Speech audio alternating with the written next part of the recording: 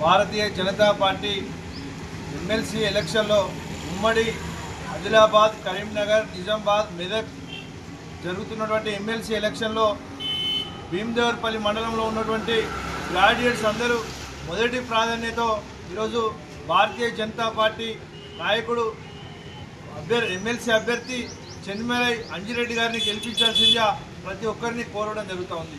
ఈరోజు రేవంత్ రెడ్డి గారు డైరెక్ట్గా నిన్న జరిగినటువంటి సభలోనే మేము ఓడిపోతా ఉన్నాం, మేము ఓడిపోయినా ఈ ప్రభుత్వాన్ని నడుపుతామని చెప్తా ఉన్నారు. అంటే ఈరోజు కాంగ్రెస్ పార్టీ మేము ఓడిపోతా ఉన్నామని చెప్పడం జరుగుతూ ఉంది. అదేవిధంగా ఈరోజు బీఆర్ఎస్ పార్టీ నాయకుడు మేము అధికారంలో ఉన్నప్పుడు కూడా ఈ ఎమ్మెల్సీ ఎలక్షన్ గెలవలేదు, ఈ యొక్క ఉమ్మడి ఆదిలాబాద్, కరీంనగర్, నిజామాబాద్, మెదక్ అని చెప్పి ఆలోచించి ఆ యొక్క అభ్యర్థిని కూడా పెట్టలేకపోవడం జరిగింది. అంటే ఈరోజు కాంగ్రెస్ బీఆర్ఎస్ చేతులు ఎత్తినటువంటి మనం ఈరోజు మన కళ్ళ ముందు కనబడతా ఉంది. ఇక ఉట్కూరు నరేందర్ గురించి భారతీయ జనతా పార్టీ పేరు చెప్తేనే ఆయనకు ఉచ్చబడతా ఉందని చెప్పి కూడా ఈరోజు మేము తెలియజేస్తా ఉన్నాం. ఎందుకోసం అంటే ఈరోజు భారతీయ జనతా పార్టీ అభ్యర్థి చెన్మల అంజిరెడ్డి గారిని ఈరోజు ఏదో భూతత్వం పెట్టి పేపర్లలో వేస్తూ ఉన్నాడు, ఇక అనేక సోషల్ మీడియాలో పెట్టిస్తూ ఉన్నాడు, అనేక తప్పుడు ఆరోపణలు ఈరోజు చేస్తూ ఉన్నాడు. అంటే ఎంత భయపడుతూ ఉన్నాడో ఒక అభ్యర్థికి అని చెప్పి ఈ సందర్భంగా మీకు తెలియజేస్తూ ఉన్నాం.